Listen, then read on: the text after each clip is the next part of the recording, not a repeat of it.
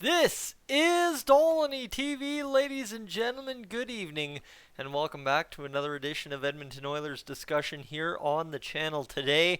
And my friends, what a great day it is for the Oilers, simply because it's a non-game day, and you've been shut out in the last two games, and you don't have to worry about losing another hockey game. All said, preseason, it is what it is. Last night kind of sucked, but it wasn't because the Oilers lineup sucked. It just simply because, right, obviously, it sucks losing to the Flames, and secondary to that, there was zero on the board. I mean, that's what sucks. As if you lost that game 4-1, I mean, fine and dandy, but it was just so painful. But that's fine. It was the Oilers B squad against the Flames A squad, and it is what it is. However, today we've got a couple of notes on the Oilers that are quite intriguing, I think, for us Oilers fans. Obviously, all summer we were roped along with the Patrick Kane trade rumors. There was another trade rumor that was also roping us along most of the summer, but it's been roping us along for 2 or 3 years now. And this one was discussed on Insider Trading once again today. And it kind of comes down to how the Oilers are still in the mix simply because of having the assets available to make such a trade happen. So, my friends, there we go. We'll get to that in a matter of moments, but before we do, if you're new to the channel, what I want you to consider doing over the next 5-10 minutes, whatever it takes me to get through this Edmonton Oilers discussion today, is just simply consider hitting that subscribe button and sticking around to watch the live streams if that's your thing, or to just get your Oilers daily dose here on Dolynny TV as we go through this NHL season. So, my friends, today, Jakub Chychurn. You saw it in the title. I'm trying to take my time to play it out for you.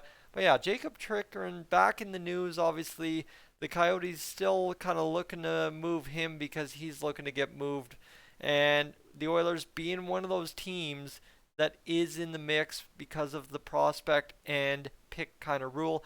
The Oilers would also be able to now, by the sounds of it, and this is why Darren Dreger probably mentioned the Edmonton Oilers as being in the mix for this player in Jakub Chychurn now, still, I guess you could say, is the Oilers are looking to offload a contract. That's plain as day, right? The Oilers need to alleviate a little bit of cap space before really getting into the heart and meat and potatoes of the NHL season. Obviously, they don't have to do it right before camp ends or right as the season starts, but just alleviating that cap space would be huge to start out, say, November, December, when you really want to talk about what does this NHL team need. Obviously, if you add a player of Jakub Chychrun's caliber, I wouldn't say he's the world beater defenseman that we're missing by any means, but he definitely dang well helps. And to add that to the defensive core would be a definite get for the Edmonton Oilers. Now you say, what of a guy like, of course, Philip Broberg, Markus Niemelainen, Tyson Barrie? Well, that's kind of where all the complication gets figured out. Is that's the problem for the Oilers, is figuring out how to shuffle the defense if they're serious about this. Just because they're in the mix, I don't think means they're looking actively to go out there and get Jakub Chychurn from the Arizona Coyotes, but to continue to be mentioned, I guess, in the realm of acquiring this player, I guess is where I'm going with this. Is it's kind of interesting just at that point to see that the Oilers are still looking for a left shot defenseman that has his playing pedigree, right? Last year he was injured quite a bit, hasn't played a full season in his career, has never played over 70 games. But again, Jakub Chychurn, this is what we all forget. The man looks a lot older than he is. Jakub Chychurn was born on March 1998. The man is not even going to be 25 until the season is 3/4 to 7/8 over this year. So that's kind of incredible to think. A guy that has, 53 goals, 89 assists, 142 points as a left shot defenseman in the NHL in a total of 6 seasons, 337 games. That's pretty phenomenal. He's a guy who averages 35 points a year, 13 goals, 22 assists if he were to play a full 82 games. So you got to keep that in mind. That's a huge get for the Oilers if they could add a guy like that into the NHL roster, and he takes 188 shots, so average out that you could have a plus minus in that goal department quite heavily if things work out. I guess he did play a full season in the bubble season there in 2021, I guess you could say,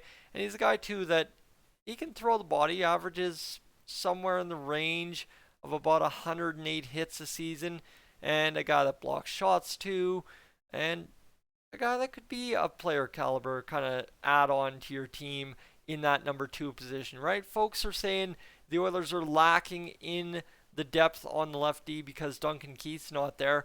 Could you not take a Jakub Chychurn in that place where Duncan Keith was and move Brett Kulak down, move Tyson Barrie that contract out, and then there insert Philip Broberg on the right side who's been skating there anyway? I think you very well could.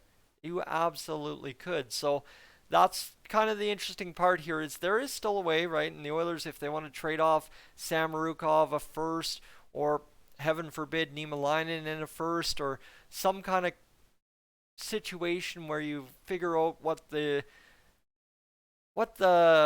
Coyotes are looking for. I really don't know on the Oilers. Is the ask Philip Broberg? Because if the ask is Philip Broberg, it's a no from me. But if the ask is anything less, I think you absolutely can start negotiating. And is it maybe not Philip Broberg, but instead 2 guys, right? How do you work this out?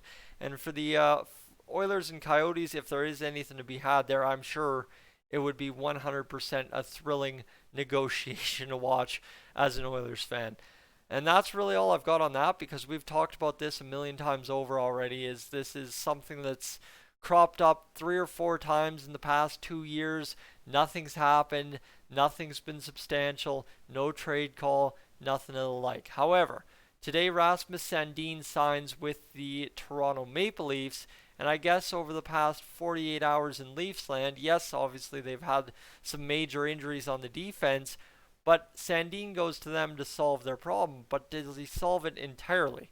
Because they're missing quite a few D-man right now. They're already talking about using Mitch Marner as a D-man, is what I saw on Twitter today. I don't know if that's confirmed or not, but that's absolutely nuts. But that's neither here nor there. Why am I talking about the Toronto Maple Leafs in an Edmonton Oilers video? Is for the Leafs, they were, according to Insider Trading as well today, calling around camps, NHL main camps, asking about PTO players, saying, hey, would you like to come with the Leafs? Would you like to come over and play for the Leafs? And, well, the Oilers have a PTO defenseman at camp. His name's Jason Demers, and things don't look to be working out in his favor in Edmonton right now. So I'd be wondering, and this is kind of my question, and that's why it's question marked in the title, is are the Maple Leafs maybe looking at Jason Demers here in Oilers camp, especially holding on tentatively if there is another injury? I would not be surprised to see Jason Demers, a veteran defenseman that you know what you're getting in him, kind of maybe end up going over to the Toronto Maple Leafs once NHL main camp or before NHL main camp is done. Folks, that's really all I've got for you today in your Edmonton Oilers update for Dolynny TV. I'm Tyson, this is Dolynny TV. You have yourself a great evening, and I will catch you on Saturday, because, well, guess what? We don't have time to do this thing tomorrow. I am out and about watching a Led Zeppelin cover band with some high school buddies tomorrow. I am up on out of here.